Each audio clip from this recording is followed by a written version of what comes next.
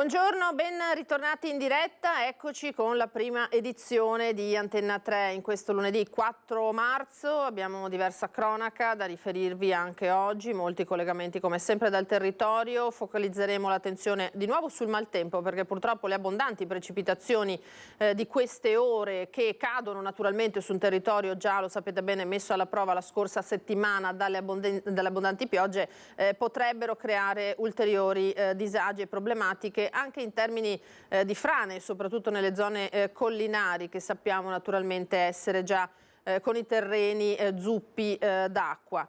Allora, abbiamo detto la cronaca. Allora, prima di andare al primo collegamento vi sottopongo quello che è il sondaggio di oggi, lunedì, come sempre in vista di Ring. Vi proponiamo un quesito che incentriamo sulla politica senza troppi giri di parole. Cretino a Salvini, questo ha detto in un'intervista nei giorni scorsi l'europarlamentare leghista trevigiano Gian Antonio D'Arè. Ecco, secondo voi va espulso dalla Lega? Per rispondere di sì 0422 1626 691, per rispondere di no 0422 1626 690. Allora, tra poco andremo a Mestre, dove ci sono ancora problemi di degrado che colpiscono una carrozzeria di cui vi abbiamo parlato varie volte perché purtroppo subiscono ripetutamente dei furti. In attesa di questo, con la cronaca apriamo dal Trevigiano, siamo nel Vittoriese perché c'è stato l'ennesimo assalto a un bancomat, episodi che si sono ripetuti di frequente in questo inverno. Vedo collegata in diretta davanti allo sportello fatto esplodere la nostra Daniela Sizia. Buongiorno Daniela, insieme a Nicoletta Rizzetto. A te Daniela. Buongiorno Lina, buongiorno ai telespettatori. Beh, le immagini parlano da sole, ve le faccio vedere. Lo sportello è stato completamente divelto e sono anche state danneggiate, è stata danneggiata la porta d'ingresso, lo vedete.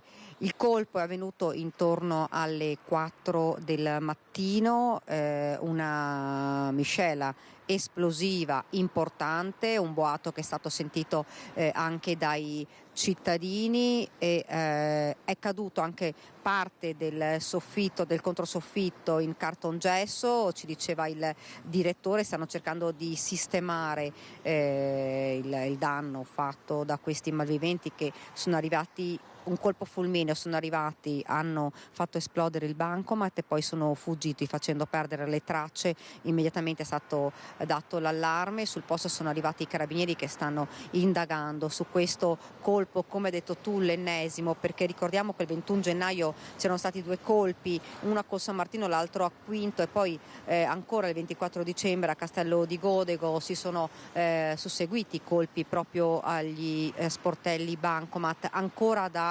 quantificare l'ammontare del bottino, perché sono riusciti, è un colpo riuscito, hanno preso i soldi che c'erano nel bancomat e poi sono fuggiti. Il direttore diceva stiamo ancora facendo il conto per capire di quanto si tratti.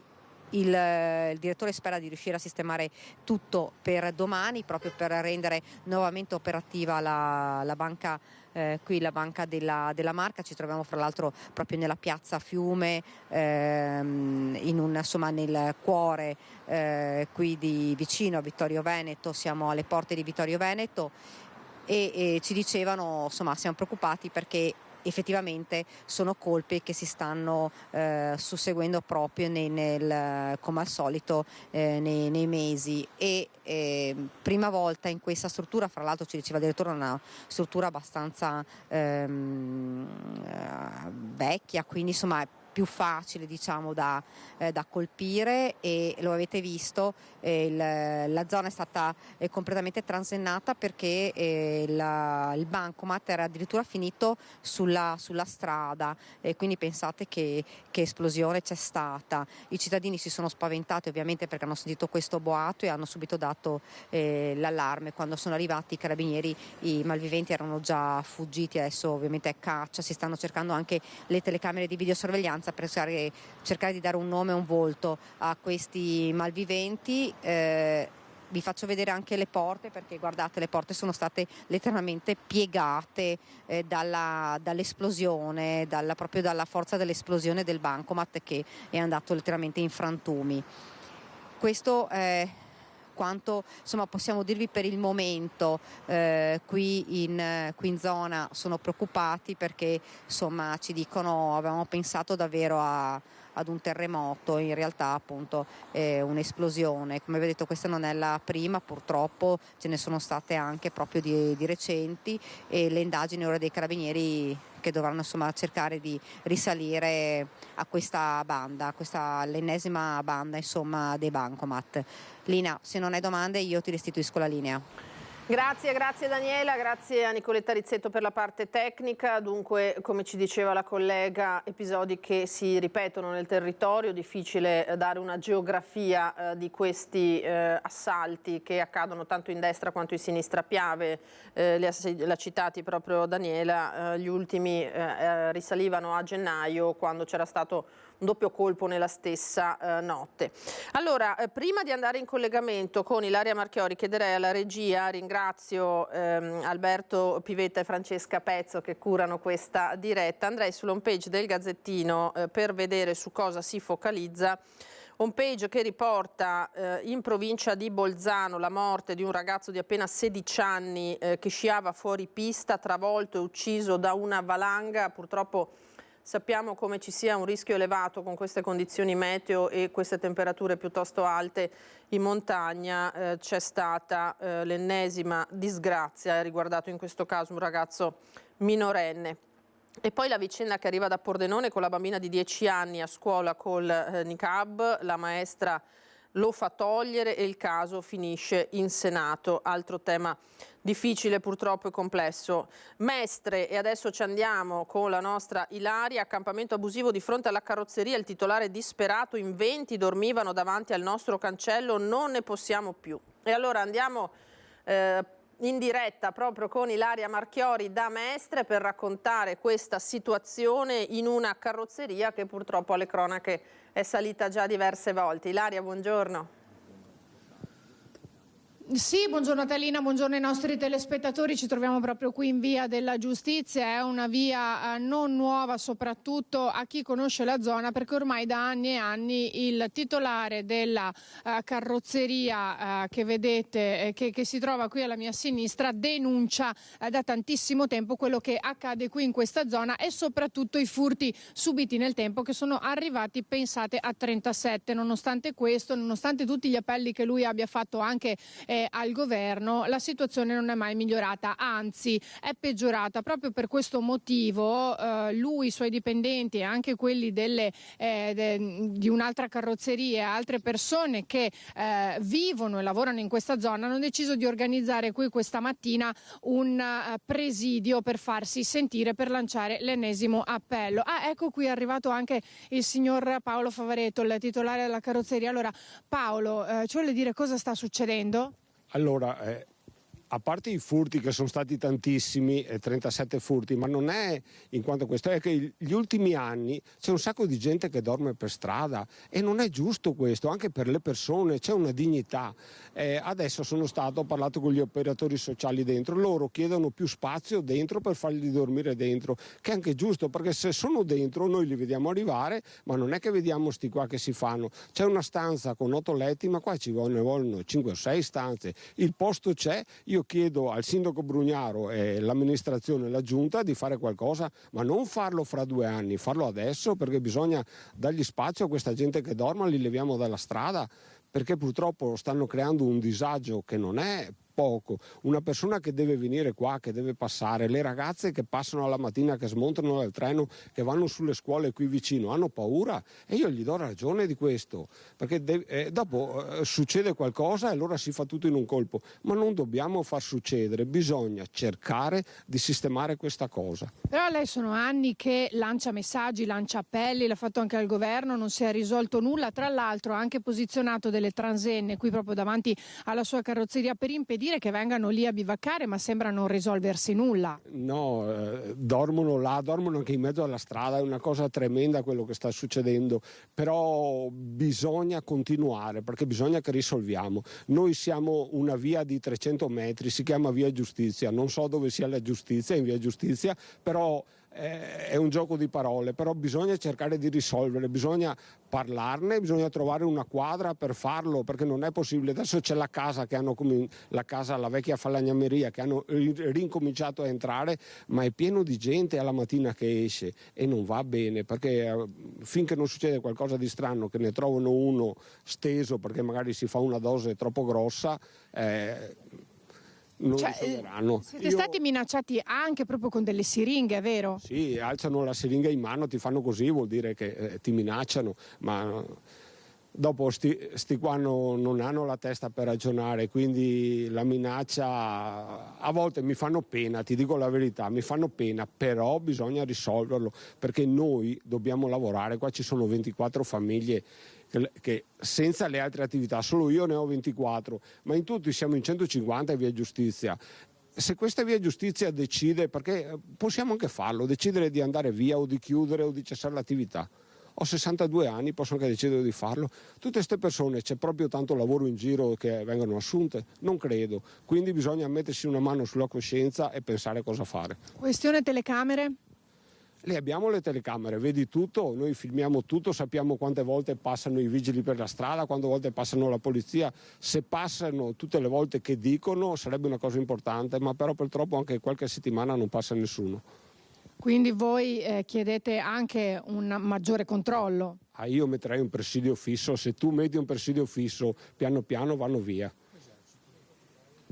Ringrazio il signor Paolo Favaretto, qui continuano ovviamente col presidio e noi così a seguirlo, se non ci sono domande Lina io restituisco la linea allo studio qui da Mestre. Grazie a Ilaria Marchiori per questo contributo, naturalmente a Sandro Ponchio per la parte tecnica. Allora, prima di proseguire con i collegamenti e inoltrarci in quello che è tutto il tema del maltempo, andremo a vedere gli aggiornamenti, rimaniamo a parlare di quello che è una sorta di degrado, anche questo in realtà, cattivi comportamenti anche pericolosi. Prima una barca simile a un taxi che sfreccia in un rio a Murano provocando il moto ondoso che danneggia le barche ormeggiate, con il protagonista che ha pure postato il video usando la canzone Onda Alta di D'Argen D'Amico, pensate un po', poi due giovani che a poca distanza da Piazzale Roma quasi si schiantano col loro barchino a velocità elevata, vengono ripresi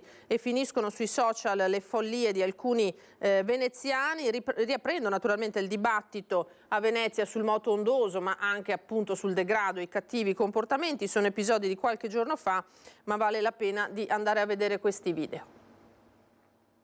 Sta arrivando l'onda alta, stiamo fermi, non si parla e non si salta, senti il brivido, ti ho deluso lo so, siamo più dei salvagenti sulla barca, sta arrivando l'onda alta, non ci resta che pregare finché passa, sembri timido e sorriso no, sono già promesso sposo con un'altra, bambino, questa volta hai fatto proprio bene.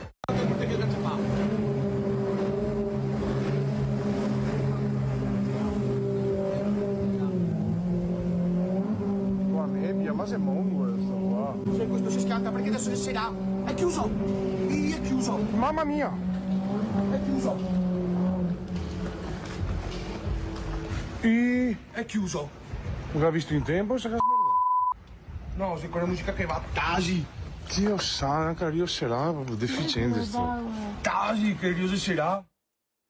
Queste dunque le immagini, avete visto l'incoscienza di questi conducenti di queste barche e del taxi naturalmente che avete visto per primo, che si sono pure filmati o sono stati filmati proprio per i cattivi comportamenti. Allora, dicevamo il maltempo, a Vicenza nuove piogge ma niente allagamenti, resta valido lo stato di attenzione giallo, riferisce l'ANSA riportando quelle che sono le comunicazioni diffuse dal comune di Vicenza con nuove precipitazioni che anche nel Vicentino interessano naturalmente da ieri sera il territorio. Non ci sono allagamenti di strade ed edifici, fatta eccezione lo scantinato di un immobile in restauro nella parte più bassa del Retrone. Allora ci dice tutto il nostro Carlo Alberto Inghilleri, che vedo collegato in diretta con Andrea Benetti dalla città e con l'assessore lavori pubblici Spiller. Buongiorno a te Carlo. Sì, buongiorno Lina, buongiorno a tutti i telespettatori. Hai detto bene, stato di allerta gialla sia dal punto di vista idraulico che idrogeologico. Qui a Vicenza sta piovendo, speriamo però che sia l'ultima coda di maltempo, così almeno ci fanno sperare le previsioni. Ringrazio per essere qui con noi l'assessore Cristiano Spiller ai lavori pubblici. Ci troviamo su un ponte storico di Vicenza, Ponte San Michele, che si affaccia sul Retrone. Il Retrone è il fiume che nei giorni scorsi ha destato più preoccupazioni, più problemi, però come vedete in questo momento il livello delle acque è pienamente sotto controllo, così come sotto controllo è anche il Bacchiglione, Bacchiglione che però fu protagonista, come ricordate, dell'alluvione di 14 anni fa, l'alluvione di Ognisanti. Da allora il Bacchiglione è stato attenzionato, sono stati fatti dei lavori, è stato messo in sicurezza, sono stati costruiti bacini di laminazione. Invece il Retrone è rimasto più indietro, tra l'altro è un fiume che fino ad oggi non ha mai dato particolari preoccupazioni fino all'ultima ondata di maltempo, quella che vi abbiamo raccontato nei giorni scorsi. Oggi è ancora aperto il centro operativo comunale, rimarrà aperto fino alla fine di questa emergenza. 3 pattuglie della Protezione Civile hanno vigilato, hanno monitorato la situazione durante tutta la notte, soprattutto nei quartieri più fragili, quindi quello di 7K, quello di Cabalbi, la zona stadio che vi abbiamo mostrato in più occasioni, totalmente allagati. Un'altra zona che ha sofferto particolarmente è quella di Sant'Agostino con la Dioma, una zona urbanizzata, quella industriale, dove bisognerà pensare nel futuro a come mettere in sicurezza non solo la Dioma ma anche il Retrone. Ecco, questo è un po' l'obiettivo dei prossimi giorni appena sarà finita l'emergenza. Sì, grazie a tutti. L'emergenza sì, anche stanotte ci ha un po' preoccupato, soprattutto perché i campi sono ancora imbevuti di acqua e non riescono più a raccogliere e assorbire l'acqua e la scaricano direttamente nella rete secondaria e poi nei fiumi. Da domani iniziamo a ragionare anche sulle opere necessarie per mettere in sicurezza ulteriormente il territorio, perché è vero, Retrone situazione tale non l'avevamo registrata neanche nel 2010 ed era una situazione imprevista alla quale però dobbiamo farci l'abitudine, perché il cambiamento climatico è ancora in atto e le situazioni che si presentavano un tempo oggi sono ogni volta diverse, ogni volta possono essere peggiori delle precedenti. Sul Retrone ho osservato direttamente io durante i giorni dell'emergenza l'acqua è uscita in zona industriale sulla Dioma, in realtà nella confluenza, poco prima della confluenza con Retrone, in 2 punti dove l'arginatura era più bassa rispetto al resto degli argini, quindi già un primo intervento potrebbe essere quello di risistemare e rimettere in quota gli argini della Dioma e del Retrone, tenendo conto che comunque i fiumi hanno bisogno di spazi naturali dove potersi espandere, quindi li dobbiamo sì costringere bene dentro argini in certi luoghi della città, ma è altrettanto vero che in altri dobbiamo lasciarli, come Parco del Retrone è stata una cassa di espansione naturale, poterli lasciare sfogare per evitare che poi si sfoghino in altre zone più delicate della città.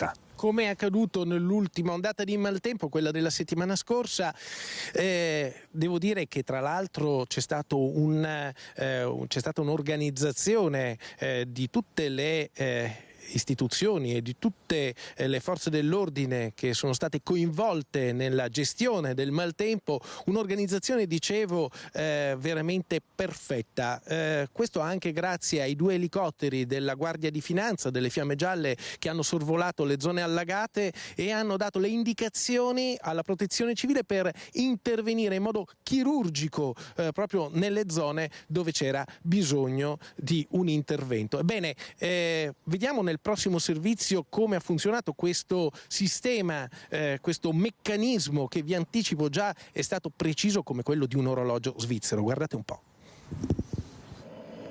Volpe 510 e Volpe 513 sono i due elicotteri della Guardia di Finanza del reparto aeronavale di Venezia che hanno partecipato attivamente alle operazioni di assistenza e monitoraggio in occasione degli allagamenti dei giorni scorsi. In particolare l'equipaggio del primo elicottero, con a bordo il prefetto di Vicenza, il sindaco Possamai e il comandante provinciale della Guardia di Finanza, il colonnello Cosmo Virgilio, ha sorvolato la città e alcuni comuni limitrofi per comprendere la gravità della situazione e orientare le operazioni di soccorso. Subito dopo altri sopralluoghi aerei con funzionari della Protezione Civile della Regione, ancora missioni di volo nei giorni successivi al 28 febbraio, con personale tecnico del Genio Civile a bordo degli elicotteri delle Fiamme Gialle per controllare le infrastrutture idrauliche, prima fra tutte il bacino di Caldogno attivato per la difesa idrogeologica del territorio vicentino. Le foto e i video effettuati dagli equipaggi hanno poi consentito ai soccorritori di orientare al meglio gli interventi a terra. Allagata, peraltro, anche la sede del Comando Provinciale di Vicenza della Guardia di Finanza. Sott'acqua, ampi spazi esterni, alcuni uffici e un alloggio di servizio. Emergenza risolta grazie all'intervento della Protezione Civile e dei Vigili del Fuoco. Le rogge private. Ecco, avete visto queste splendide immagini girate dalla Guardia di Finanza, dalle Fiamme Gialle, dall'alto, dagli elicotteri, delle immagini che sono state determinanti per intervenire puntualmente sulle zone dove c'era bisogno appunto di operare, nelle zone alluvionate, però saranno immagini fondamentali, importantissime anche nei prossimi giorni per capire quali sono le zone fragili, quelle dove bisogna intervenire. Sì, abbiamo già iniziato ad analizzare le immagini perché ci danno una fotografia di quello che è accaduto e di dove sono i punti più deboli della zona cittadina, dove appunto il fiume ha trovato la sua naturale espansione. Zone che appunto vanno da una parte rinforzate, dall'altra parte protette, come dicevo prima. Ecco, bisogna dire che nelle ultime ore sono stati attenzionati tutti i canali, i fossi, i fossati, le rogge che fanno parte del sistema idraulico secondario. Si sono ingrossati ma sono sotto controllo. C'è da dire che però parte di queste rogge, di questi fossi, sono anche privati.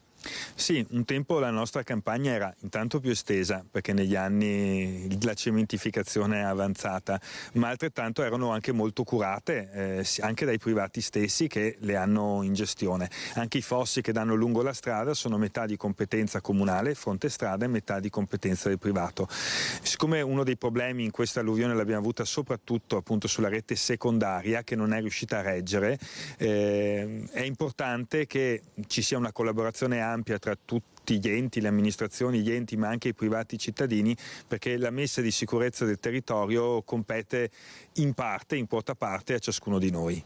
Ecco, in conclusione possiamo dire che bisognerà presto rimboccarsi le maniche appena sarà finita questa emergenza per operare, per mettere in sicurezza le zone fragili. Quindi voi siete pronti a pianificare questi interventi sul retrone. Io ringrazio l'assessore ai lavori pubblici Cristiano Spiller e direi che da Vicenza, dove sta ancora piovendo, ma ci auguriamo che sia veramente un'ultima coda di maltempo, restituisco la linea allo studio.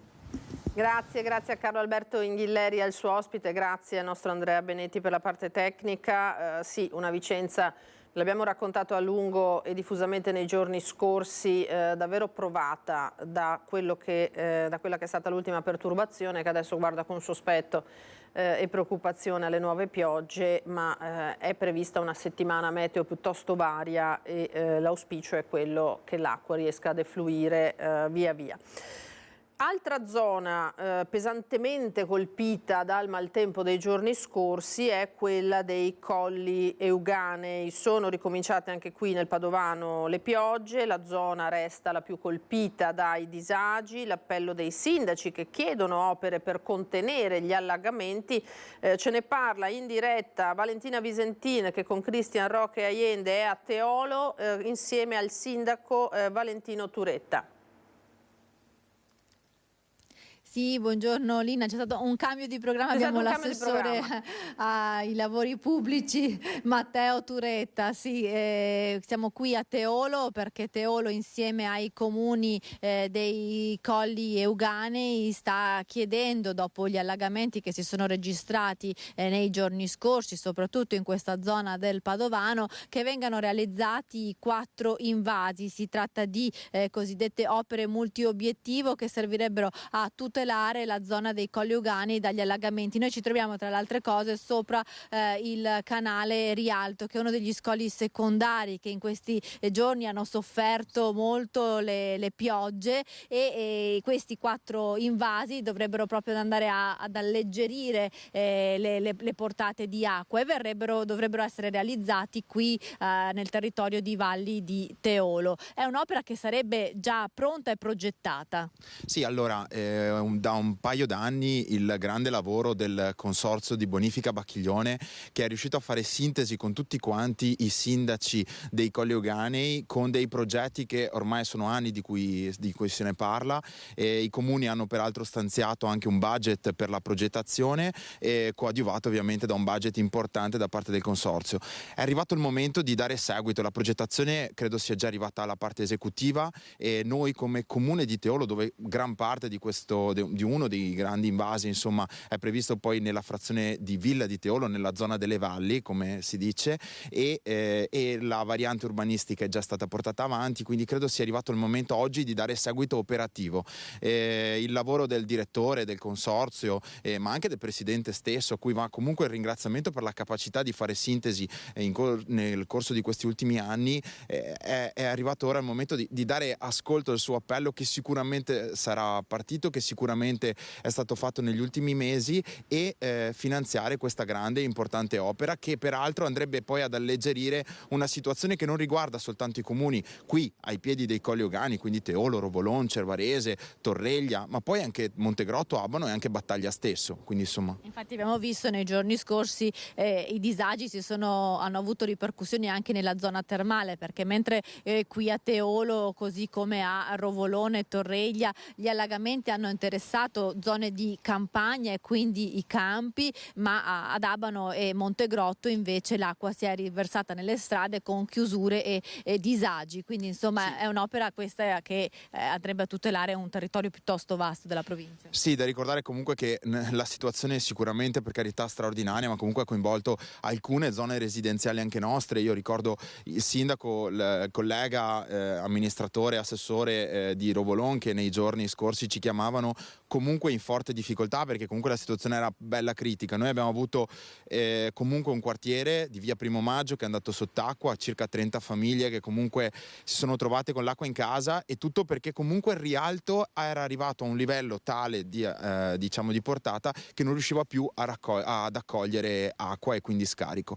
Quindi ecco, questa è un po' la risposta, quella che noi chiediamo come amministrazione. Insomma, penso di parlare a nome di tutti quanti i colleghi amministratori del territorio dei Colli, di dar seguito proprio a questo progetto che con tanto cuore e con tanta anche competenza è stato preparato dal consorzio di bonifica.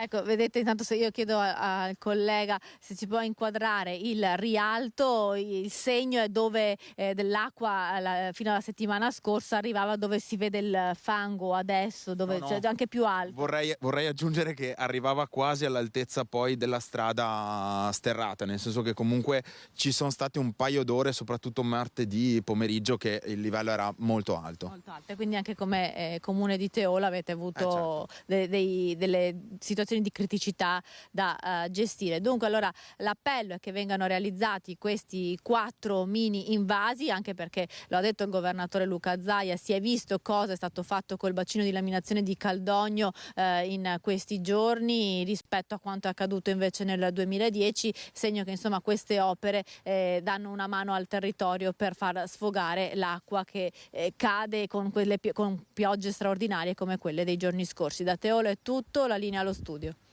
Grazie a Valentina Visentini e all'assessore Turetta, grazie per questo collegamento. Noi adesso andiamo a vedere un'altra situazione critica, non tanto per allagamenti quanto per frane. A Gallio è crollato il muro di cinta della chiesa, il maltempo e le forti piogge naturalmente hanno reso zuppo il terreno e provocato questo smottamento. Allora Vanessa Banzato è in diretta con Renzo Rigon e con la vice sindaca di Gallio. Buongiorno Vanessa. Buongiorno a te Lina, a tutte le persone che ci stanno seguendo. Mi trovo assieme alla vice sindaca di Gallio Maria Mosele. Ci troviamo proprio davanti a questo importante smottamento di terreno che è successa, che è accaduta alle 4 di domenica mattina. La prima a intervenire è proprio la vice sindaca Mosele che si è trovata davanti a uno scenario inizialmente da paura. Buongiorno a tutti. Sì, non è stato piacevole essere svegliata di notte, sicuramente ho pensato a una cosa grave, ma quando sono giunta sul posto, non avendo coinvolto questo crollo nessuna macchina, nessuna persona, mi sono anche rasserenata, a dire la verità. Certo. È successo che il terreno si è inzuppato così tanto d'acqua che ha ceduto. Allora, le abbondanti piogge dell'ultimo periodo hanno fatto sì che già un terreno molto leggero, diciamo, composto solo di terra e nient'altro che potesse legare, ha fatto sì che si gonfiasse e spingesse all'esterno il muro di contenimento. E non era la prima volta che si verificava una situazione del genere? Era già successo in ottobre, una parte un po' più piccola, ma sempre comunque continuando il muro di contenimento del nostro sagrato. E già là naturalmente siamo già intervenuti, siamo già a posto anche con tutte le indagini, una progettazione già preliminare ce l'abbiamo, comunque a breve lì l'intervento sarà anche eseguito. Ecco, il discorso che preoccupava di più era legato al campanile, perché chiedo a Renzo Rigon se riesce a inquadrare, però noi ci siamo proprio sotto il campanile che è a ridosso del terreno che è letteralmente franato sulla strada. Ecco, certamente questa è stata una preoccupazione fino a un certo punto, perché proprio negli ultimi giorni abbiamo fatto delle indagini molto precise con tecniche molto specializzate per capire come era fatta la fondazione di questo campanile costruito nel 1922, per capire e quindi tranquillizzare tutta la nostra cittadinanza che il campanile poggia su fondamenti di cemento armato fino a 13,5 metri. Quindi è sicuro? Quindi siamo completamente sicuri, quindi la tranquillità rimane. L'altro aspetto importante adesso sono gli interventi da fare. Abbiamo già avuto stamattina un colloquio sia con il geologo sia con l'ingegnere, che faranno ulteriori approfondimenti rispetto sia a destra che a sinistra del crollo avvenuto, in modo tale da capire quali interventi fare per mettere al momento in sicurezza. Avendo attivato anche la COC stamattina possiamo agire in somma urgenza, per cui siamo un po' agevolati anche con la burocrazia. L'intera area è stata transennata e lei diceva che il flusso veicolare è stato regolato in maniera differente per un periodo. Allora, in prime ore della notte abbiamo istituito un senso unico, naturalmente con i segnali appositi per avvisare la gente, comunque essendo anche notte poche macchine sono passate, per poi ripristinare completamente la viabilità nei due sensi di marcia, mettendo in sicurezza appunto la zona dell'affranamento con dei gersi in cemento armato, per cui ci danno anche tranquillità rispetto probabilmente ad altri crolli, ma ci auspichiamo che non ci siano, e quindi transennando la zona, riducendo i parcheggi dalla parte opposta, abbiamo potuto istituire i due sensi di marcia correttamente come la strada è fatta, insomma. Ecco, se dovesse appunto continuare questa pioggia continua e battente, siamo fortunati perché proprio in questo momento Lina non sta piovendo ed è davvero un'eccezione in questa giornata, però le previsioni per i prossimi giorni non promettono nulla di buono. C'è il rischio, c'è il pericolo che possano franare altre parti? Allora, parlando stamattina appunto con i due professionisti, non ci hanno detto ci hanno rassicurati rispetto a un eventuale ulteriore crollo. Certo che stiamo facendo veramente tutto in fretta per capire come mettere in sicurezza tutta la zona. Bene, Lina, da Gallio è tutto, io ti ricedo la linea. Grazie a Vanessa Banzato, a Renzo Rigone e alla vice sindaca per questo aggiornamento. Seguiremo naturalmente anche in questo caso l'evolversi della situazione. Prima di andare in pubblicità andiamo a vedere l'home page del Corriere del Veneto, che parla del grande tema che è scaturito da questa ondata ultima di maltempo, quello dei bacini di laminazione che hanno salvato Vicenza da rivivere il dramma del 2010 con allagamenti massicci. Bacini di laminazione in Veneto, caccia ai fondi, vertice al Ministero per 273 milioni con la Regione che sappiamo vuole accelerare sulle opere, e il Presidente del Veneto Zaia che è tornato sul tema che lo preoccupa, ha detto, dell'asta del Piave, quindi degli allagamenti che possono scaturire dalla tracimazione delle piene del Piave e su cui sappiamo è in corso un dibattito anche a suon di ricorsi giudiziari per la creazione della cassa di espansione a Ciano del Montello, sulle Grave del Piave a Ciano del Montello. Allora noi adesso ci fermiamo per qualche istante, un rapido break, poi proseguiremo con la cronaca di queste ore. Eccoci di nuovo, ben ritrovati. Riprendiamo la nostra diretta di questa prima edizione, concludendo questo nostro giro del maltempo. Prima però vi ricordo, come sempre, il sondaggio di questa sera legato alla politica in vista della nostra trasmissione di prima serata a Ring che comincerà alle 21. La domanda è la seguente: cretino, naturalmente tra virgolette, l'ha detto Tony Darè a Salvini. Darè, l'europarlamentare trevigiano, va espulso dalla Lega. Come sempre i numeri li vedete, sono quelli che conoscete già per esprimere il vostro parere, il sì o il no, e poi come sempre l'esito lo vedremo nel corso di Ring. Allora dicevamo, concludiamo la nostra ricognizione della situazione maltempo, perché purtroppo sta piovendo da ieri abbondantemente anche nella notte un po' in tutto il Veneto. Le zone già colpite pesantemente faticano a reggere ulteriori precipitazioni e quindi c'è un po' di apprensione. Andiamo di nuovo nel Bassanese per vedere la zona della Pedemontana e poi di Marostica come sta vivendo queste ore. Domenica, in serata, la pioggia ha ripreso a battere in buona parte della Pedemontana. La situazione resta monitorata, ma al momento non si segnalano criticità. Restano in attesa di intervento alcune situazioni problematiche, come quella in via Roma a Pianezze, dove la frana di mercoledì 28 febbraio ha costretto l'amministrazione comunale e la protezione civile a sgombrare l'abitazione che si ritrova in bilico su un precipizio. Per poter operare serve che smetta di piovere e intanto è attesa in queste ore la relazione dei geologi regionali. A Marostica prosegue il monitoraggio su tutto il territorio comunale, piccoli smottamenti ma nulla di proporzioni tali da creare allerta o disagi. Rovesci nevosi in atto sul massiccio e sull'altopiano, con neve dai 1100 metri in su, anche se la neve di miglior qualità la troviamo sopra i 1300 metri, con un'altezza di circa 15-20 centimetri. Le precipitazioni dovrebbero poi attenuarsi entro il primo pomeriggio di oggi. Adesso andiamo alla cronaca. Allora, gli aggiornamenti dell'altro grosso caso di cronaca che vi abbiamo riferito in questi giorni, purtroppo l'uccisione di Sara Burattin. Siamo a Bovolenta, nella bassa padovana. Oggi il pubblico ministero chiuderà il fascicolo d'indagine sulla morte della giovane mamma. In settimana le esequie della donna che è stata massacrata dal compagno da cui si stava separando. Dovrebbe arrivare in mattinata il nulla osta per riconsegnare la salma di Sara Burattin ai suoi familiari. La data dei funerali della quarantenne è stata fissata. Si celebreranno giovedì alle 15:30 nella chiesa di Bovolenta, la stessa chiesa dove verranno celebrati anche quelli del suo carnefice Alberto Pittarello. Per lui l'addio dovrebbe essere sabato mattina alle 10:30. Intanto ieri, durante le messe, il parroco del piccolo comune, Don Lodovico, ha invitato a coltivare il bene e a pregare per le famiglie di Sara e Alberto e soprattutto per la loro figlia quindicenne che si trova ad affrontare la perdita di entrambi i genitori e la mamma brutalmente massacrata dal padre.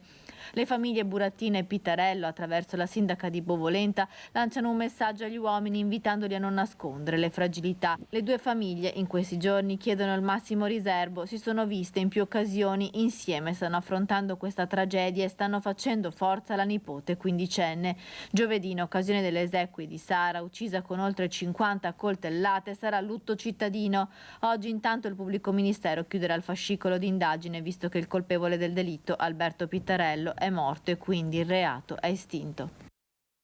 Così naturalmente la vicenda di Bovolenta. Adesso torniamo nel Vicentino perché c'è stata paura nella notte a Gambellara per un incendio che è scoppiato verso le 3 del mattino in un garage. Gambellara, in fiamme durante la notte, un garage distaccato dall'abitazione in via Don Antonio Vignato.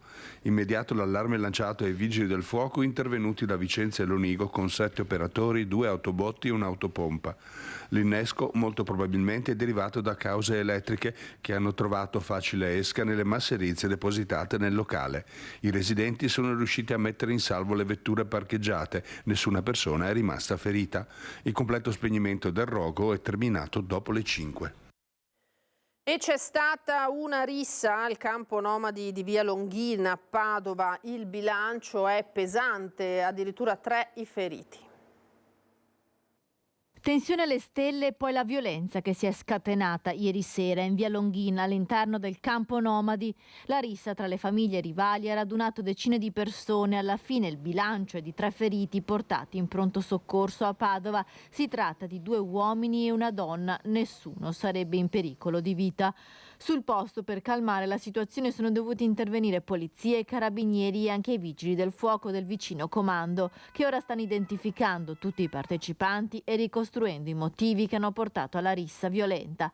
Da qualche mese in via Longhina, vicino allo storico insediamento di famiglie rom, sono state trasferite le famiglie nomadi dell'ex campo di via Ferrero. Una vicinanza e una convivenza non facile che potrebbe essere proprio il motivo scatenante della rissa di ieri sera. La strada che porta alla zona industriale di Padova ieri sera è rimasta chiusa per ore finché la situazione non è tornata alla normalità.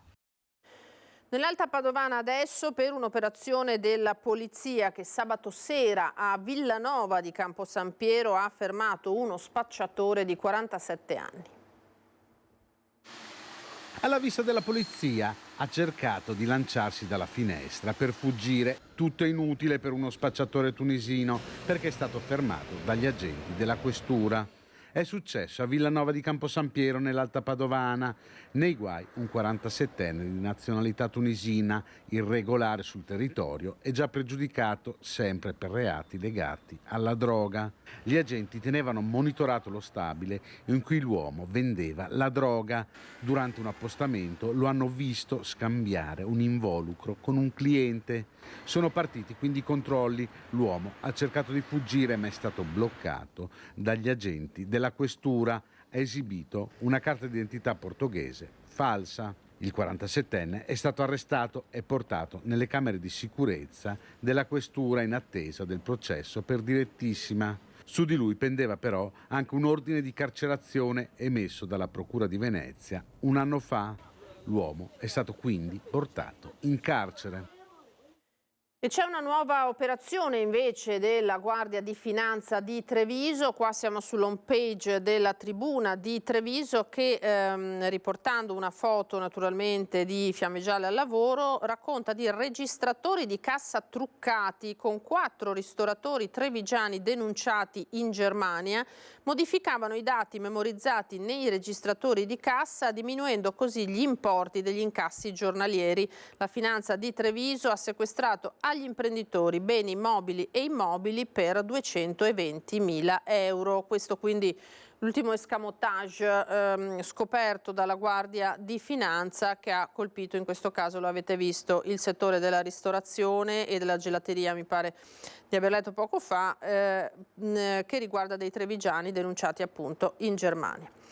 Di tutt'altra questione ci occupiamo adesso, torniamo nel Padovano con un finto post sessista contro la sindaca di Villa del Conte che ribatte via social agli autori: siete, dice, degli ominicchi.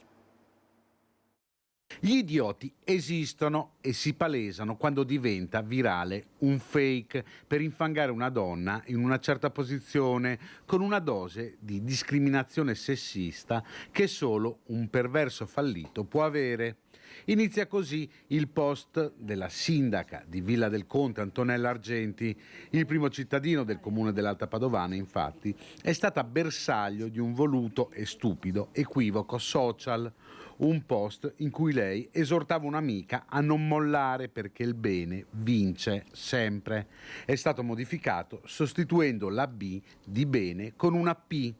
Un gioco di parole che non diverte nessuno. A divulgare la notizia proprio la sindaca Argenti con un post vero questa volta sui social. Uno o più ominicchi invidiosi scrive: malvagi e malati decidono di costruire un finto commento contro una donna come me, che nella vita ha costruito il suo successo mentre loro annaspano nelle macerie dei loro fallimenti. Poi magari vi schierate contro i reati di violenza sessuale mentre ridete nel far girare questo fake. All'ideatore giunga il mio grazie per tanto successo e la mia pietà umana per avercelo così piccolo il cervello. Quanta miseria a questo mondo. Via social arriva anche la solidarietà del deputato e segretario regionale della Lega e sindaco di Borgorico Alberto Stefani, gesto tipico di un frustrato, dice, sicuramente a causa di qualche difficoltà con le donne.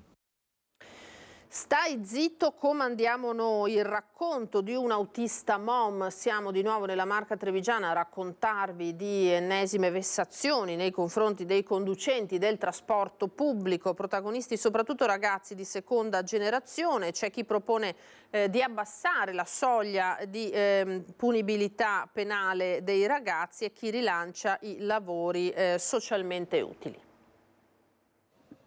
Si trovano questi ragazzi che ti dicono: va, non rompere perché tanto qui tra poco comanderemo noi, oppure ti rispondono: ma io chiama pure i carabinieri perché tanto non mi fanno niente. Cioè, queste cose qua non devono esserci, non devono esistere. Paolo Minet è segretario della Faesa Cisal, ma soprattutto autista su una delle linee più calde della Marca, la Conegliano-Pieve di Soligo, finita diverse volte al centro della cronaca anche di recente. Il fenomeno dei baby bulli c'è e uno dei fattori, dice, è certamente culturale. Quelli che appunto diciamo tra virgolette minacciano e ti dicono: stai zitto che qui tra po' comanderemo noi, non sono ovviamente gli italiani. Questa roba qua la sentiamo spesso. Un giorno mi è capitato anche a me in stazione a Conegliano, che là al Biscione, e ho visto un gruppetto di ragazzini che stavano rovinando delle aiuole sopra le terrazze lì, che sono vicino alla biglietteria della MOM. E appunto gli ho detto: ma cosa state facendo? E loro mi hanno risposto proprio così, mi hanno risposto: tu stai zitto che fra poco comanderemo noi. Nel frattempo sul bullismo in generale le amministrazioni locali si interrogano, alcuni comuni stanno chiedendo di rendere strutturali i lavori socialmente utili, ma potrebbe non bastare. Da Pederobba parte una proposta netta. Non è più una questione di baby vandali, è una questione di vandalismo, è una questione di delinquenza e va trattata come tale. Venerdì sera abbiamo ospitato a Pederobba un convegno in cui il capitano dei Carabinieri di Montebelluna, il comandante Ferraiuolo, ha proposto l'abbassamento della punibilità penale alla soglia, appunto dalla soglia in cui è oggi posta. Io credo sia una proposta ragionevole. Insomma, non solo prevenzione ma anche punizione. A monte bisogna però saper distinguere da caso a caso, così a Roncade. Non è tutto disagio giovanile. Credo che forse anche il periodo del Covid sicuramente da questo punto di vista non ha aiutato, però c'è una sorta, diciamo, di clima, una sorta di percezione di un'impunità diffusa. E sugli episodi violenti che si ripetono e di cui vi diamo conto, vi abbiamo dato conto anche in questi giorni, ieri si è espresso, è intervenuto il vescovo di Treviso, Monsignor Michele Tomasi, con una riflessione rivolta a tutti i livelli delle nostre comunità, dalla famiglia alla politica. Tutti devono fare un passo indietro e disarmare parole, atteggiamenti, situazioni. Non possiamo continuare a polarizzare le questioni nella società, tanto da delegittimare le persone che la pensano diversamente da noi. Chiaro il monito del vescovo di Treviso: meno atteggiamenti da stadio e più dialogo costruttivo tra le parti. E a questo va aggiunto il non rassegnarsi nella convinzione che la litigiosità a tutti i livelli sia normale conseguenza di questi tempi. Non possiamo accettare che la violenza, quella anche più gratuita, quella che cerca di risolvere tutti i problemi eliminando l'altro, sia accettabile nella nostra società. Certo, sottolinea Monsignor Michele Tomasi, non si può prescindere dalla sicurezza per le comunità garantita dalle forze dell'ordine, ma sono il dialogo e la cultura i veri antidoti alla sopraffazione dell'uno sull'altro. Possiamo continuare a discutere anche con passione solamente se riconosciamo che l'altro è un interlocutore affidabile col quale possiamo parlare perché abbiamo molto in comune. Un messaggio chiaro a tutti i livelli delle nostre comunità, dalla famiglia alla politica, nella consapevolezza, richiama il vescovo, che i giovani ci stanno a guardare. Dobbiamo esserci con fermezza, ma esserci con dialogo, esserci come punto di riferimento, esserci come persone che dicono dei no e dei sì, ma soprattutto che danno degli spazi di autentica crescita. Non è possibile che la violenza sia l'unico codice che i nostri giovani imparino. Per questo Monsignor Tomasi chiama a raccolta in particolare tutti i laici che si riconoscono nei valori della Chiesa. La presenza dei laici, della Chiesa, dei cristiani nella società è necessaria perché portano i valori del Vangelo, della pace, della persona umana, della vita all'interno del dibattito e fanno in modo che tutta la collettività possa essere un luogo dove cresce il bene comune di tutti. E non è una questione di potere, è la questione di poter fare, di poter servire, di poter contribuire a una società in cui tutti siano accolti e inclusi. Queste allora le riflessioni di Monsignor Tomasi. Abbiamo parlato poco fa purtroppo di comportamenti aggressivi nei confronti dei conducenti MOM, lo stesso purtroppo già da un po' vale per i sanitari, i medici e infermieri. Dopo l'ultimo caso di aggressione ai danni in questo caso di un medico di Conegliano, l'ULSS 2 ha deciso di aumentare ulteriormente i controlli, potenziati gli orari per i vigilanti, si è aperto anche un tavolo in prefettura. Io credo che dobbiamo tornare un po' a ripensare questo rapporto con il cittadino, perché da eroi in cui i nostri sanitari erano durante il periodo del Covid, oggi sono diventati, mi passi il termine, eroi alla memoria, anzi aggrediti spesso, quindi non erano eroi prima sicuramente, ma non sono capri espiatori oggi. Usa un'immagine forte Francesco Benazzi per commentare l'ennesima aggressione ai danni di un operatore sanitario, stavolta un medico di pronto soccorso a Conegliano, prima insultato e poi strattonato da un 25enne ghanese che nella furia ha scardinato anche una porta scorrevole. Un fatto eclatante ma non isolato. Solo nel 2022 negli ospedali della Marca di aggressioni fisiche e verbali se n'erano contate circa 480. L'ULSS sta correndo ai ripari. Noi abbiamo un tavolo aperto, ringrazio il prefetto, il suo eccellenza il prefetto e le forze dell'ordine. Abbiamo fatto con l'aiuto del prefetto un regolamento dove nel momento in cui avvengono queste situazioni le forze dell'ordine vengono allarmate subito, sia con l'accordo che una pattuglia della polizia dei carabinieri arriva immediatamente, ma anche potenziando l'orario dei nostri vigilantes, cioè noi abbiamo dei vigilantes, abbiamo ampliato l'orario, il vigilantes gira, c'è e nel momento dovesse succedere qualcosa viene ovviamente allertato insieme alle forze dell'ordine. Sullo sfondo la condizione dei pronto soccorso, solo quello di Treviso l'anno passato ha gestito 110.000 ingressi con un raddoppio dei codici rossi. La buona notizia è che Azienda Zero ha avviato una procedura che dovrebbe portare a Treviso, a stretto giro, una ventina di professionisti di medicina d'urgenza. E poi potremo ovviamente prendere questi professionisti qualificati per inserirli nei pronti soccorso. Una notizia adesso di cronaca sindacale, da poco battuta dalle agenzie, vediamo un attimo. Allora, la notizia riguarda l'Electrolux perché slitta al 20 marzo l'incontro programmato per oggi tra le organizzazioni sindacali ed Electrolux Italia, durante il quale saranno discussi gli esuberi negli stabilimenti friulani. Il rinvio è stato originato dalla convocazione per il 12 marzo al Ministero delle Imprese e del Made in Italy del tavolo nazionale dedicato esclusivamente alla situazione della multinazionale svedese. I rappresentanti dei lavoratori hanno così preferito chiedere di posticipare il faccia a faccia con l'azienda a quando il quadro sarà più chiaro. Per quanto riguarda le unità produttive di Porcia e Pordenone, gli esuberi indicati sono di 86 unità tra impiegati e operai. Ci sarà una significativa azione di incentivo all'esodo volontario. Sappiamo che poi tutte queste dinamiche che riguardano il gruppo Electrolux hanno spesso e volentieri anche delle ricadute sullo stabilimento di Susegana, dove i sindacati sono sempre in allerta rispetto a queste tematiche.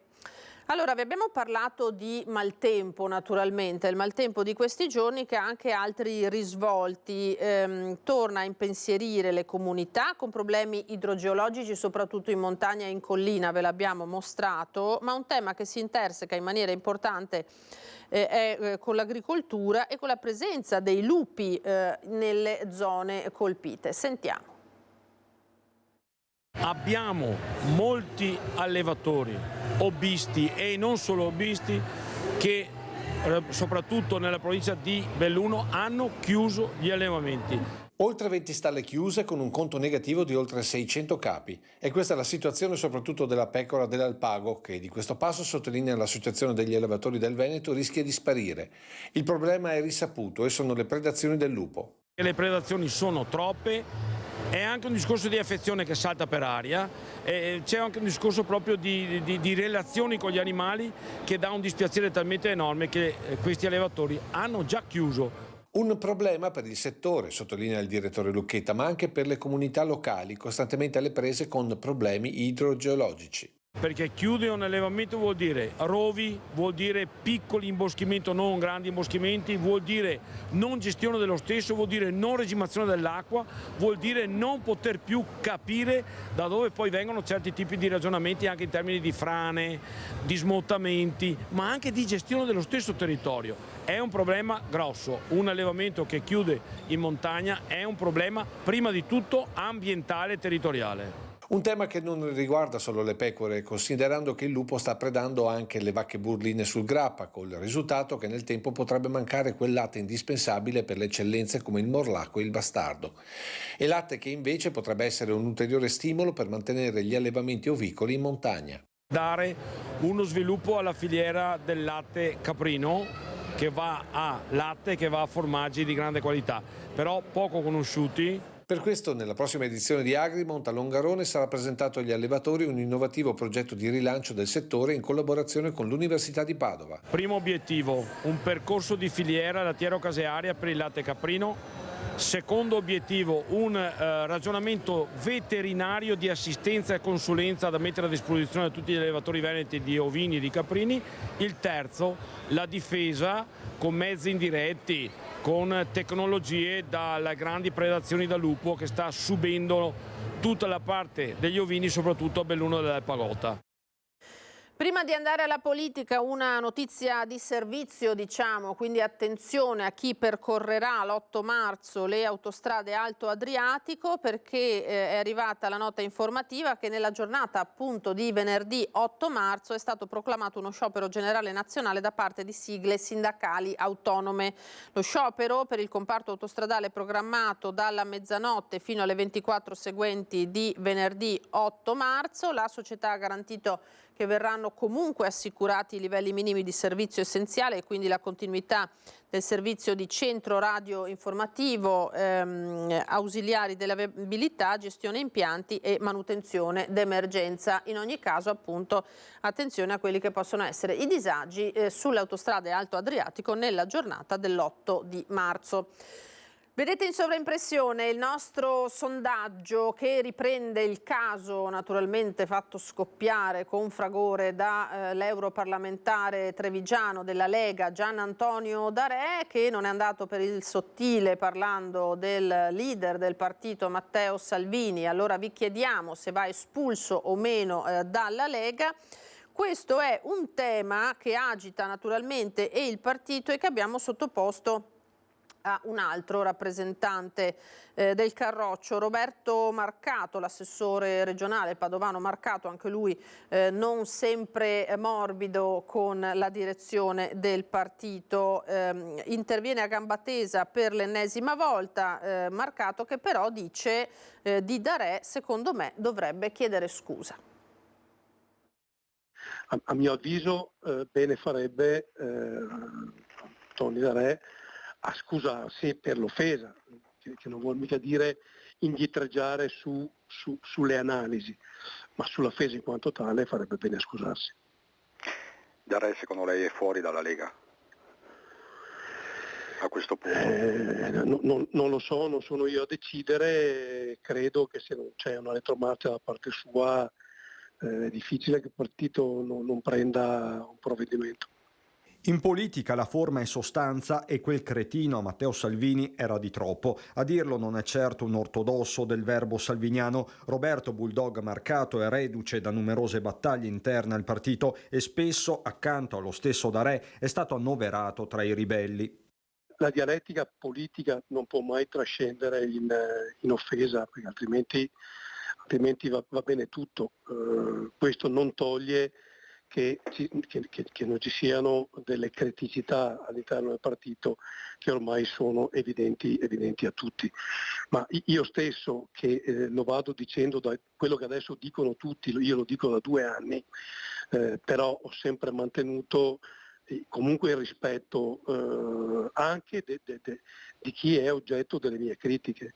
Che il caso D'Arè agiti la Lega lo si vede dalla fatica con cui gli esponenti trevigiani del partito rispondano al telefono, chi non visualizza, chi nicchia, anche perché il caso dell'ex segretario nazionale non è l'unica grana. In ballo c'è anche la formazione delle liste in vista delle comunali, con veti incrociati tra forze del centrodestra. Per Marcato l'ultima parola spetta ai territori e non manca un messaggio ai meloniani.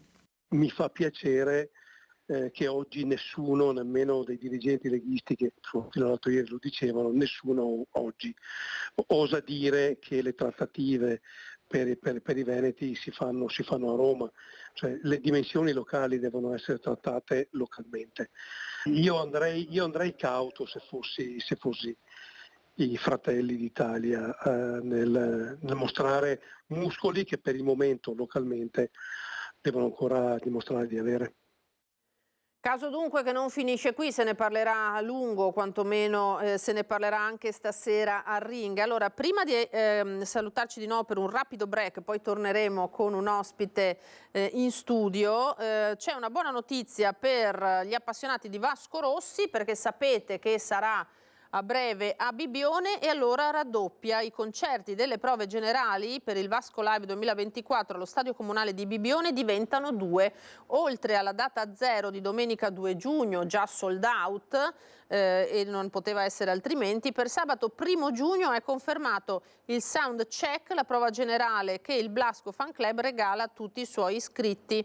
E dunque il tour negli stadi di Vasco Rossi avrà la partenza ufficiale il 7 di giugno con 7 sold out, per poi proseguire con gli appuntamenti di Bari, di cui 3 sold out. La notizia di una doppia data per il live di Vasco aumenta esponenzialmente l'entusiasmo della nostra località, ha detto il sindaco di San Michele al Tagliamento Maurutto. Bibbione sta lavorando con impegno già da parecchie settimane per prepararsi ad accogliere al meglio il comandante con la sua imponente comitiva e soprattutto lo stuolo di fan che daranno vita a uno dei weekend clou per la nostra estate 2024. Quindi grande soddisfazione a Bibbione e ce n'è davvero. C'è davvero naturalmente di essere contenti di questo raddoppio. Noi andiamo ancora in pubblicità per pochissimo e poi torniamo in studio. Ritorniamo in diretta da studio con l'ultima parte della nostra prima edizione di oggi. Saluto e ringrazio l'ospite che mi ha raggiunto in studio, la dottoressa Rita Cascella, che è vicario del Questore di Treviso. Buongiorno e ben ritrovata. Buongiorno, ben trovati a voi. La dottoressa Cascella, che però non ci viene a trovare in qualità di vicario della questura, anche se non ci si sveste mai naturalmente del ruolo, soprattutto no. Voi poliziotti, voi forze dell'ordine, ma di scrittrice, perché è una dei non pochi, tra l'altro, dottoressa, poliziotti scrittori, è vero? Sì, esattamente. Diciamo che nell'interno della mia istituzione ci sono diversi poliziotti scrittori, probabilmente perché la scrittura è un modo per liberare un po', insomma, le tensioni del nostro lavoro o per dare una lettura più leggera a episodi che possono effettivamente presentarsi in servizio. Tant'è vero che ogni anno al Salone del Libro di Torino, dove ho avuto anche la fortuna e l'onore di partecipare, vengono portati anche appunto 4-5 poliziotti scrittori ogni anno con le loro opere. E di solito di cosa scrivono i poliziotti?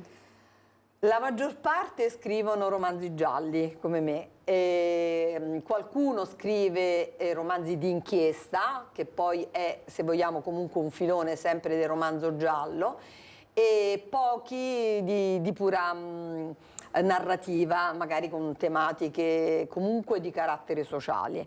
Credo perché comunque la nostra professione ci mette in contatto con talmente tante realtà e tanti fenomeni sociali che inevitabilmente ne restiamo colpiti e impregnati. Certo, senta, lei è in polizia da quanto, dottoressa? Ormai sono 33 anni, tanti, veramente tanti. Ma soprattutto una bella esperienza, una grande esperienza. Sì, ho avuto la fortuna di lavorare in tantissime regioni italiane, quindi comunque questa professione mi ha dato modo veramente di entrare in contatto con tante regioni e quindi, se vogliamo, anche con tanti diversi stili di vita. Questo per me è un po' un bagaglio, diciamo, dove posso attingere per le mie storie, che però sono sempre storie di fantasia, perché, ripeto, per me e come credo per tanti altri colleghi scrittori poliziotti, la scrittura e quindi la fantasia che noi mettiamo nei nostri scritti è un modo per alleggerire la tensione del nostro lavoro. Quindi io scrivo solo storie di fantasia, però scrivo sempre gialli, perché mi piace la dinamica dell'indagine come operazione di intelligenza, perché poi questa è un'indagine, è un'operazione di intelligenza, no? Da interligere, cioè scegliere tra varie opzioni subito la scelta migliore, quindi la pista migliore da seguire. Per cui mi piace portare il lettore con me alla ricerca, ovviamente, dell'assassino. Certamente. Allora, lei ha scritto già 2 libri, no? Perché sì. Adesso è uscito da poco il secondo romanzo, che però ha sempre la stessa protagonista. Allora, il secondo si chiama Scaccomatto, il re è morto, e la protagonista è il commissario Beatrice Pergolesi, che avevamo già trovato nella stirpe di Ramfis, è così? Esattamente, il mio personaggio è un commissario donna, non molto esperto, quindi è soprattutto nel primo romanzo, dove appunto creo per la prima volta questo personaggio, che è appunto Beatrice Pergolesi, è appena uscita dalla scuola di polizia, quindi si ritrova nella sua prima esperienza investigativa. Sono romanzi ambientati entrambi in Umbria, uno a Spoleto, il primo a Spoleto, il secondo a Terni, e quindi porta con sé in parte l'inesperienza, ovviamente, della sua giovane età, in parte però quel fuoco sacro che io lo chiamo così, che è un po' lo spirito che anima il nostro lavoro, quindi una gran voglia di fare, una gran voglia di arrivare a scovare la verità per riaffermare la giustizia. Ecco, perché allora, dottoressa, ricordiamolo magari a chi non sa, in polizia, come poi anche in altre forze dell'ordine, ma insomma non sono tutti reparti investigativi, voglio dire, no? Cioè ci sono varie forme, vari livelli di... Certo. Ecco, lei ha avuto modo comunque di fare esperienza investigativa, sì, forse è quella che anche dà più adrenalina, non lo so. Beh, il lavoro in polizia è assolutamente affascinante perché è variegato.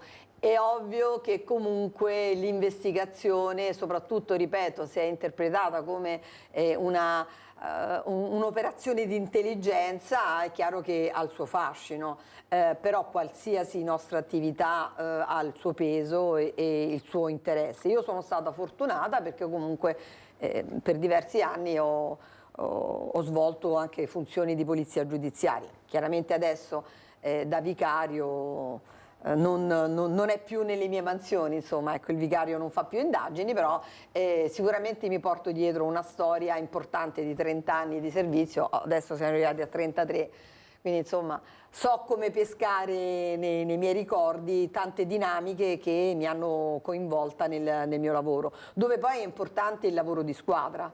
Ecco, la bellezza della mia professione è sicuramente questa, quella di saper creare squadra, di fare squadra, ed è sempre la squadra che raggiunge il risultato. Una squadra che poi vede anche altri protagonisti, il pubblico ministero, il medico legale e spesso anche la cittadinanza che ci dà le informazioni giuste al momento giusto. Senta, ma in questa Beatrice Pergolesi quanto c'è di lei?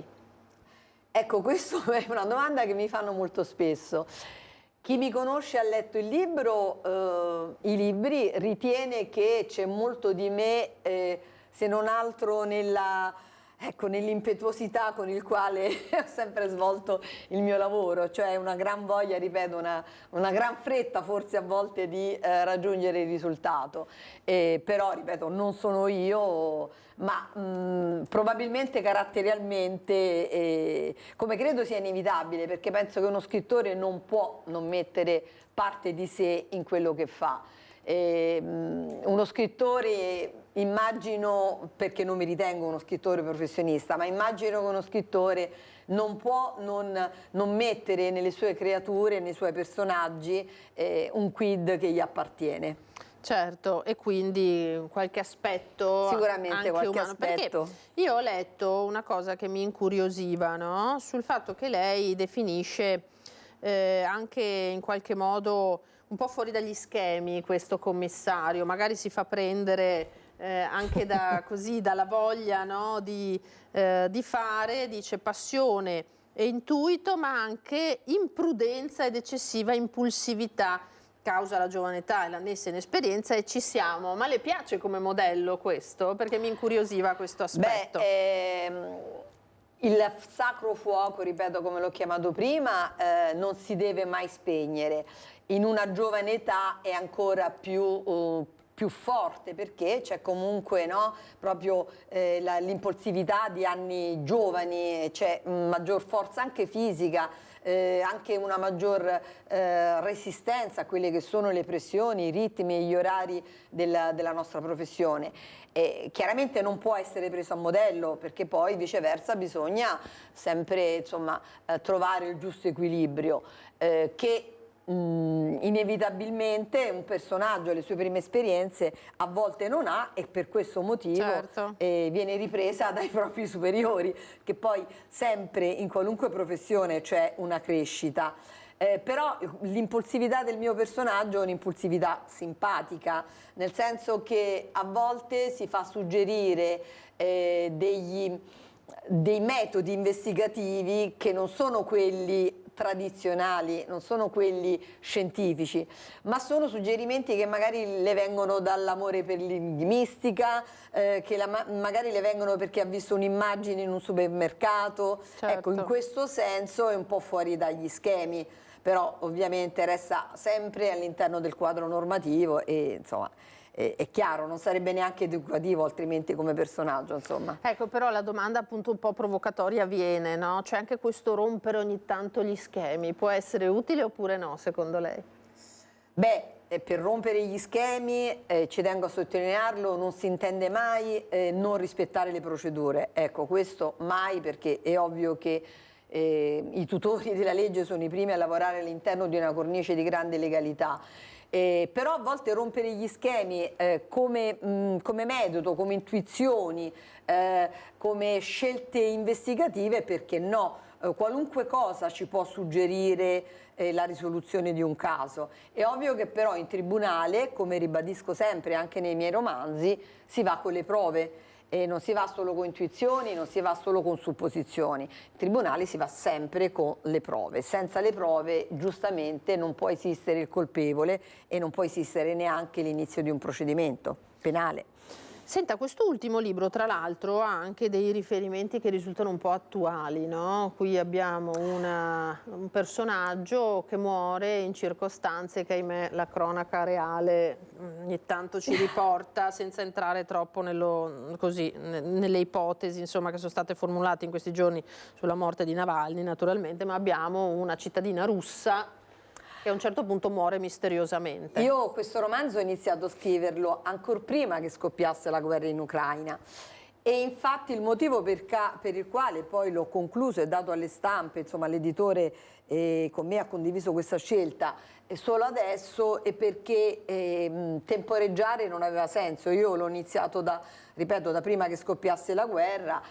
Avevo scelto come vittima del mio omicidio una scacchista russa solo perché in Russia oggettivamente c'è molto il culto del gioco degli scacchi, quindi non ha alcuna attinenza e alcun riferimento di natura geopolitica. Ripeto, nasce dal fatto che il gioco degli scacchi in Russia è veramente molto molto praticato, tutto qui. E la mia protagonista in senso diciamo così passivo, perché è la vittima di questo omicidio, si chiama Galina Kozlov ed è appunto una regina nel mondo degli scacchi ed è russa per una coincidenza, ripeto, l'avevo scelta a suo tempo solo perché è una nazione nel quale il gioco degli scacchi è molto molto praticato. Senza entrare naturalmente troppo nella trama, di fronte a questa morte che sembra naturale, la protagonista invece, Beatrice Pergolesi, ci trova qualcosa che non torna. Ecco, in questo forse che la protagonista esce un po' dagli schemi. Esce dagli schemi perché in fondo la morte viene immediatamente inquadrata in una casistica di morte naturale e quindi c'è subito un referto medico che parla di questo, per cui non c'è necessità di svolgere indagini. Ma il commissario Beatrice Pergolesi non si lascia convincere, nonostante non abbia nozioni di medicina legale, ma non si lascia convincere dal fatto che sia una morte naturale, più che altro per la tempestività con la quale tale morte è stata dichiarata. Ecco perché poi nasce l'intrigo e nasce l'indagine, altrimenti quella morte, che peraltro accade in diretta TV, perché il torneo di scacchi era stato ripreso in diretta TV, quindi nessuno può pensare che una persona venga uccisa dinanzi agli occhi di tanti telespettatori. Invece la tempestività con cui questa morte viene immediatamente inquadrata in una morte naturale e la salma in tempi abbastanza rapidi viene rimpatriata, lascia poco convinta il commissario, che per fortuna però trova dalla sua parte poi il convincimento anche dei suoi superiori. Ci mette un po' a convincerli, però riesce a ottenere che anche loro vedano delle stranezze in questa morte e da lì si sviluppa poi tutta l'indagine. Ok, e non raccontiamo ulteriormente, sennò che roviniamo il finale. Esatto. Senta, ma come mai ambientati in Umbria? Un po' perché è la mia regione del cuore, per tanti motivi. Il primo perché è stata la mia prima sede di servizio, ma soprattutto perché è nata mia figlia lì. Mia figlia è nata ad Assisi e quindi un po' il mio cuore è in Umbria. Poi mi chiamo Rita e quindi c'è Cascia in Umbria, quindi ho il nome della santa. E poi perché io sono uscita viva dal crollo della Basilica di Assisi nel terremoto Umbria-Marche del 97, perché all'epoca io ero il dirigente del commissariato di Assisi. Mi ritengo una miracolata perché eravamo in 12 in quella basilica e 4 sono morti e in 8, tra cui io, siamo usciti vivi. Quindi lo ritengo anche un po' un tributo a questa regione, bellissima, come comunque sono belle tutte le regioni italiane, almeno tutte quelle in cui io sono stata, ma sono sicura che tutta l'Italia è bellissima. E quindi lo ritengo un po' un atto doveroso, un atto di affetto, di amore verso questa regione. Lei di dove è originaria, dottoressa? Io sono originaria della provincia di Latina, per la precisione di Sabaudia, posto di mare all'interno del Parco Nazionale del Circeo. Il mio cuore è lì però, il mio cuore è a Sabaudia. Ma certo, ma poi non è che il cuore deve essere da una parte sola, siamo perfettamente d'accordo su questo. Poi che l'Umbria, io credo che l'Umbria sia una regione del cuore di moltissimi italiani, peraltro perché è meravigliosa. E grazie per averci raccontato questo aneddoto, perché fa venire la pelle d'oca sentirtelo raccontare. Sì, è stato un momento, insomma, della mia vita professionale che ovviamente mi porto ancora dentro e che lega poi in maniera indissolubile i protagonisti di quei giorni. Al di là di tutto il personale del mio commissariato che ovviamente si trovò in prima linea a supportare in tutta la popolazione, io tuttora, sono passati ormai quasi 27 anni da quel terremoto, io tuttora continuo a ricevere ogni Natale gli auguri da parte di tanti cittadini che sono stati aiutati da noi in quei mesi tragici, quindi sono ricordi che non si possono assolutamente dimenticare. Poi io mi considero, ripeto, miracolata, in fondo potevo anch'io essere tra le vittime, invece no, invece sono qui a parlare con voi con piacere. Grazie, il piacere è nostro naturalmente anche di ascoltare queste storie. Mentre in servizio a Treviso da quant'è, dottoressa? Servizio a Treviso da gennaio 2021, proveniente dalle Marche, prima ancora dalla Sardegna, prima ancora dalla Toscana, prima ancora dal Lazio. A proposito di bagaglio da portarsi dietro per poi trarre ispirazione, e che realtà ha trovato qui? No, vabbè, siamo sicuramente in una bellissima regione e soprattutto in una bellissima provincia. Devo dire che insomma, Treviso è veramente una bomboniera rispetto ad altre realtà italiane. La mia prima sede di servizio in assoluto è stata la città di Napoli. Altre problematiche. Laddove il cuore del meridionale è sicuramente un grande cuore, ma ci sono ancora zone d'Italia che sicuramente hanno ancora problemi da risolvere, ma anche l'energia per farlo, l'energia e le risorse umane per farlo. Senta, un'ultima domanda le faccio per curiosità, perché allora qua abbiamo detto che lei è vicario, quindi non un ruolo da poco, un ruolo apicale della questura. È mamma, a quel che ho capito, eppure scrittrice, ergo. Quando trova il tempo per scrivere, domanda, perché la vedo abbastanza difficile da incastrare come attività. Beh, il tempo è quello che il sonno ha deciso di sottrarmi da già 4-5 anni. Io faccio un po' fatica ad addormentarmi la sera, faccio abbastanza fatica, mentre appunto ho scoperto che scrivendo, anche in questo senso, la scrittura è sicuramente terapeutica per me. Riesco poi evidentemente a rilassare, la tensione mi lascia e finalmente raggiungo, come si dice, le braccia di Morfeo. Per cui insomma la notte è ispiratrice. La notte è ispiratrice. Beh, d'altronde penso sia appunto, come lei dice, terapeutica la scrittura, no? Per cui si unisce un po' l'utile al dilettevole, evidentemente. Assolutamente. E poi confesso anche che a volte mi addormento già immaginando un nuovo capitolo, e quindi veramente la scrittura, la storia, immedesimarsi in un altro mondo, ritrovarsi in un altro mondo evidentemente mi aiuta molto e mi piace anche molto, perché a volte le idee mi vengono nel sonno, perché immagino che non sia così che si scrive un libro giallo, ma io inizio a scrivere un romanzo che non so chi è l'assassino, quindi io stesso vado a scoprire l'assassino delle mie vittime verso la fine, quando finalmente ho deciso chi sarà l'assassino. Questo è anche l'aspetto bello dello scrivere, perché lo scrittore così ha una grandissima libertà. Sceglie chi far morire, sceglie chi far indagare, sceglie chi è l'assassino. Sì, non è male sinceramente, potesse essere anche nella realtà, no? Ma non è Purtroppo così. Nella realtà non è così, però nella fantasia sì. Dottoressa, allora io la ringrazio moltissimo di essere stata nostra ospite, rimanga pure qui con me. Ringrazio Rita Cascella, vicario della questura di Treviso e scrittrice. Ricordo appunto anche che si può naturalmente addentrarsi così nelle avventure di Beatrice Pergolesi. Il titolo è Scaccomato, il re è morto, e poi naturalmente a chi piacerà può leggere anche quello precedente, per cui ecco, un contributo dalla Polizia di Stato anche in termini di scrittori, abbiamo visto. Allora noi andiamo adesso a vedere, grazie alla regia, il servizio sul processo alla Veccia di Ponte Dante, che daremo in diretta nelle prossime sere, giovedì per l'esattezza. Incontriamo due dei personaggi entrati da poco nel cast di questo evento. Nome?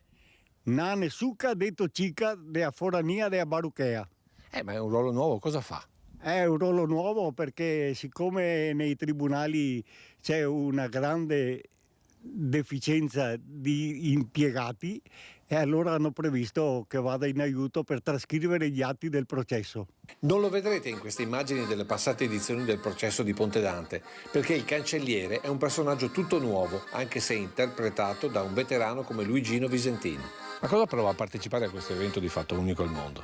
Beh, sicuramente una grande soddisfazione e anche un modo per riflettere su tutti i nostri fatti che succedono. Accanto al cancelliere c'è un altro nuovo personaggio, anzi due.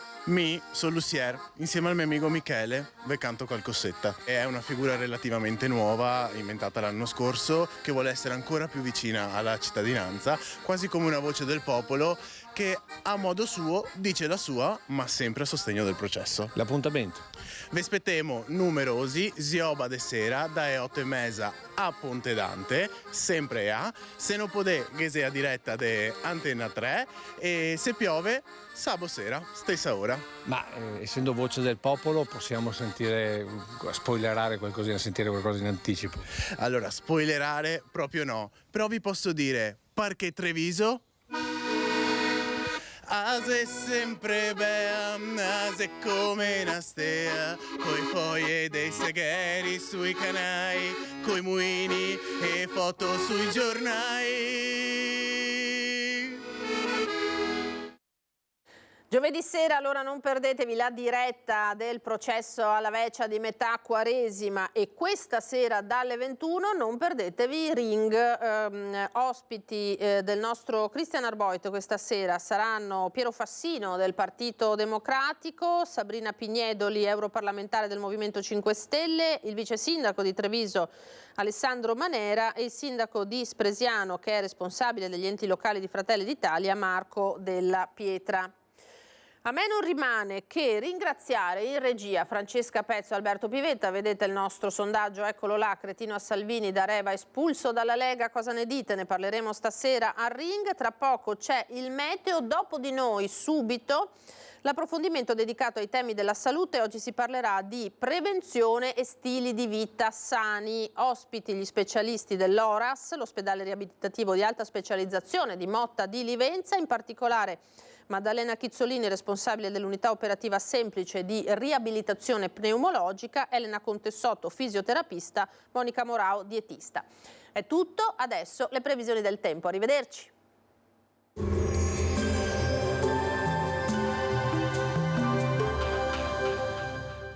Tremonti, impianti professionali per saldatura e taglio, riparazioni, taratura e calibrazione impianti, a Montebelluna. Bentrovati al meteo. La settimana inizia senza grandi novità e dunque non nel migliore dei modi. Il tempo sarà ancora instabile. Vediamo il dettaglio. Sul Veneto la grafica di lunedì 4 marzo ci mostra un contesto piuttosto variabile. Al mattino cielo nuvoloso con piogge qua e là, schiarite più significative dal pomeriggio in poi. Temperature stazionarie, minime tra 6 e 9 gradi, massime sui 12-15 gradi. Ci spostiamo ora sul Friuli Venezia Giulia. Nella notte e al mattino saranno probabili piogge da moderate ma anche abbondanti. In giornata probabile miglioramento. Temperature minime tra 6 e 8 gradi, massime sui 13-15 gradi. Infine diamo uno sguardo al Trentino Alto Adige. Avremo molte nubi e qualche rovescio, poi nel pomeriggio arriveranno anche delle schiarite. Temperature minime sui 7 gradi, massime intorno ai 14-15 all'incirca. Dal meteo di Antenna 3 per ora è tutto, grazie per l'attenzione, arrivederci.